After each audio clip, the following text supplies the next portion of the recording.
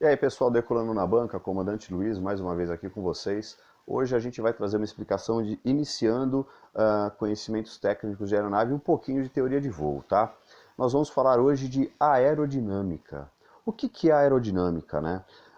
Aerodinâmica, na verdade, é a parte da mecânica dos fluidos que estuda os gases em movimentos, em particular, o movimento relativo de um fluido até um corpo sólido, certo? Isso é aerodinâmica. A gente utiliza a aerodinâmica para sustentar uma aeronave, mas a gente tem que entender os termos aonde a gente entra com a aerodinâmica, porque simplesmente não é só bater um vento que o avião vai subir, não é verdade? Primeiro nós temos que saber o que é uma superfície aerodinâmica. A superfície aerodinâmica é um corpo sólido cuja forma oferece pequena resistência ao avanço. Mas o que é essa pequena resistência ao avanço? É o arrasto.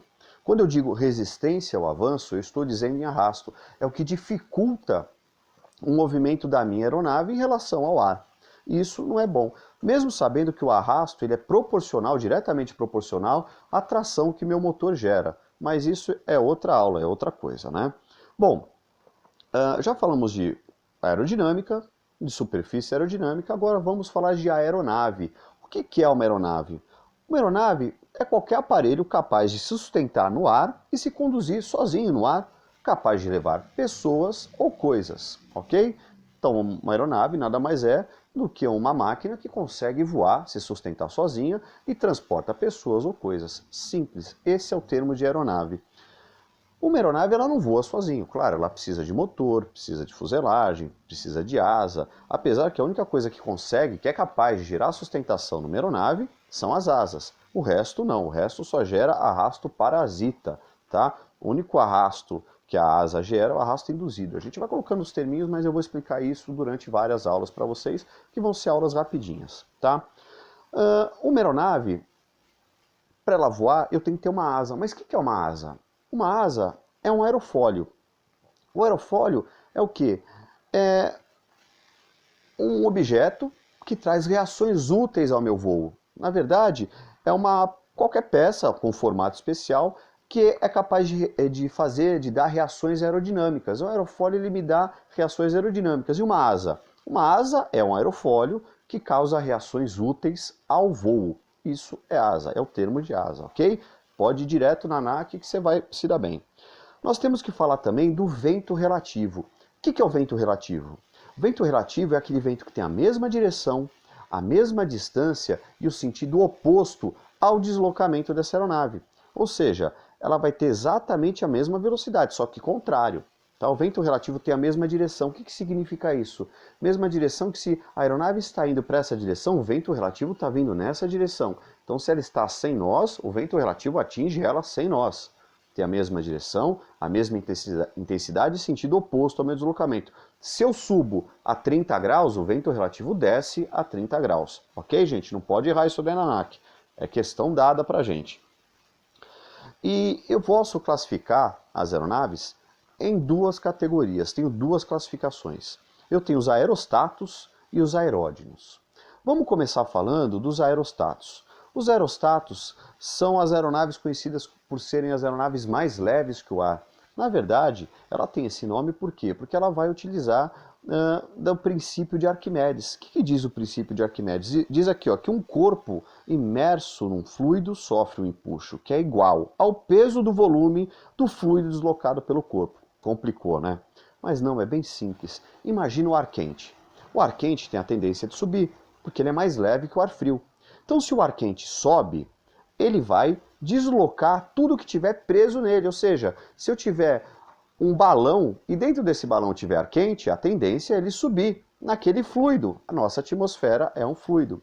Eu posso fazer isso também com outros gases, gases mais leves que o ar. Então, eu tenho vários gases, alguns gases que são mais leves que o ar, que vão ter a tendência de subir também. Isso eu coloco dentro de um dirigível. O dirigível nada mais é do que um balão fechado com um gás. Eu tenho um motor, que tem um limite de direção, vou pôr uma foto dele aqui para vocês verem. E, assim, de exemplos de aerostatos, eu tenho o balão de ar quente, e o dirigível, ou qualquer outro balão com qualquer outro tipo de gás. Certo? Bom, Falta a gente falar dos aeródinos. Os aeródinos são aquelas aeronaves mais pesadas que o ar. São aqueles aviões que a gente já conhece, esses aviões que a gente voa, todo mundo comumente vê. Esse tipo de aeronave, ele precisa do quê? De velocidade. Ele precisa de velocidade para gerar o vento relativo, para gerar sustentação na sua asa. Então ele é baseado na terceira lei de Newton, a lei da ação e da reação. A ação de ter velocidade gera a reação da sustentação. E a gente consegue comprovar ele também no princípio mostrado por Daniel Bernoulli, o tubo de Venturi. O tubo de Venturi é um tubo que vai ter no seu interior, no meio, um afunilamento.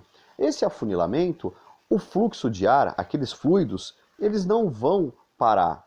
Porque a tendência é o quê? O ar se comprimir? Mas não. Abaixo de 250 nós, o ar é incompressível. Então, abaixo de 250 nós, o ar não se comprime. Logo, se ele não se comprime, ele acelera o fluxo, porque ele tem que acompanhar o fluxo de ar que está por fora. Então, no tubo de Venturi, o fluxo de ar, no estreitamento, aumenta a sua velocidade, aumentando também a pressão dinâmica. Aumenta a pressão dinâmica e eu tenho que lembrar que a pressão dinâmica é inversamente proporcional à pressão estática. Quando aumenta um, diminui outro. Então, aumentou a pressão dinâmica, diminui a pressão estática. Pergunta da ANAC que sempre cai. O que acontece no estreitamento do tubo de Venturi? A pressão dinâmica é maior e a pressão estática é menor. E o fluxo de ar acelera no estreitamento, certo? Esse é o tipo de teoria que a gente consegue comprovar nos aeródinos. Exemplos de aeródinos: avião, dirigível, planador, helicóptero, alto giro. Tá? Alto giro cai bastante também para comissário. Quem não conhece o alto giro, é uma mistura de helicóptero. Na verdade, tem uma asa rotativa de helicóptero em cima e vai ter uma hélice como um avião monomotor e vai gerar essa propulsão. Pessoal, esse aqui foram os conceitos aqui que nós estamos colocando para começar diversas aulas curtinhas aqui para vocês. Se vocês gostarem, deixem um like, assinem o nosso canal aqui, tá? Se não gostou, não conta para ninguém. Mas a ideia é que vocês curtam. Façam simulados gratuitos na página do site do Decolando na Banca, www.decolandonabanca.com.br, e qualquer tipo de pergunta, dúvida, manda para mim aqui, eu, comandante Luiz, vou responder para vocês. Manda no contato@decolandonabanca.com.br, tá bom? Grande abraço para vocês, tchau tripulação!